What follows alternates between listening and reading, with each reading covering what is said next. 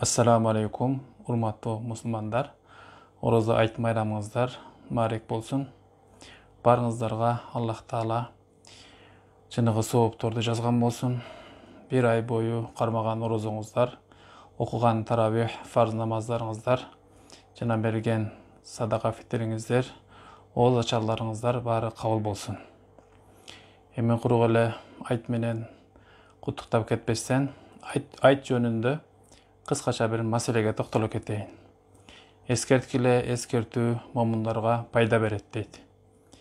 Демек, барыңыздар билесиздер, ошондой болсо дагы бир жылда 1-2 жолу кайталангандыктан бул суроого мындай суроо талап көп суралат. Ошого мен кайра эскертип коеюн.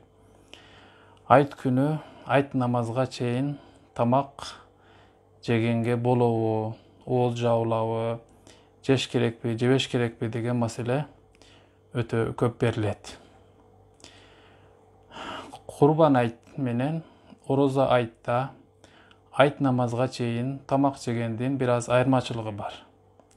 Мына эртең 13 май 2021 жыл ороза айт майрамы болот. Ороза айт майрамында багымдат намазынан кийин айт намазга чейин курмадан 1 дана, 3 дана, 5 дана таксанда жеген сүннөт. Пайгамбарыбыз ошентип жейт эле. Демек, 1 ай бою биз күндүзү таң аткандан кийин эч нерсе жебей, кандайдыр бир деңгээлде ошого көнүп калдык. Анан айт күн келди, ооз ачык күн.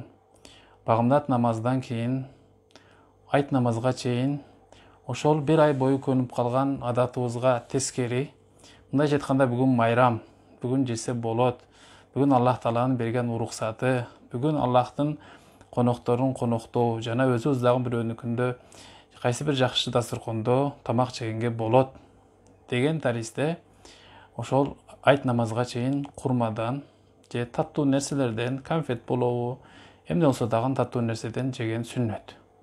Бирок зарыл эмес. Бирөө жарым айт намазга чейин курма же бир нерсе жеген эмес болсо, өзүн күнөөкөр сезип, же жеш керек эле, жебесем болбойт эле деген болбойт. Ыктыярдуу түрдө сүннөткө амал кылуу. Ал эми курбан айт 2 ай 10 күндөн кийин, 70 күндөн кийин келе турган чоң курбан айтта анда мал союлат.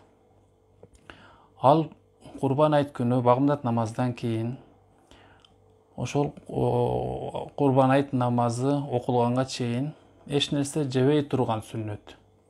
Жебей туруу сүннөт. Анан курбандыкка мал союлса, сиз бүгүн соесуз, же таанышыңыз соет, же кошунаңыз соет. Кыскасы, сиз бүгүн курбан айтты мал союу аземине катышасыз. Ошол жерден эт алууга сизге мүмкүнчүлүк бар. Же өзүңүз соесуз. Кыскасы, ошол курбан айт күнү мал союлгандан кийин, намаздан кийин союлат да. Айт намаздан кийин. Анан дароо бөйрөгүн, жүрөгүн, же боорун, кайсы бир жумшак жерин, батпыша турган жерин куура калып туруп эле ошодон жеген сүннөт.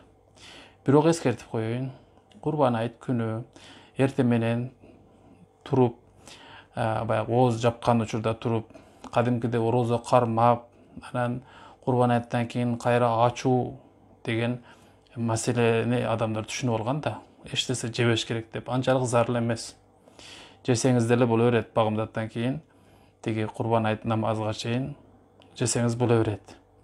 Бирок кимде мүмкүнчүлүк болсо, бүгүн мен сөзсүз курбан айт намаздан кийин мал союлганда этке жетишем. Эт менин колума тиет. Ошого чейин бир аз мындай өзүмдү сактап турайын, сүннөттү аткарайын деп, анан ошону малдын этинен бышырып туруп жеген сүннөт.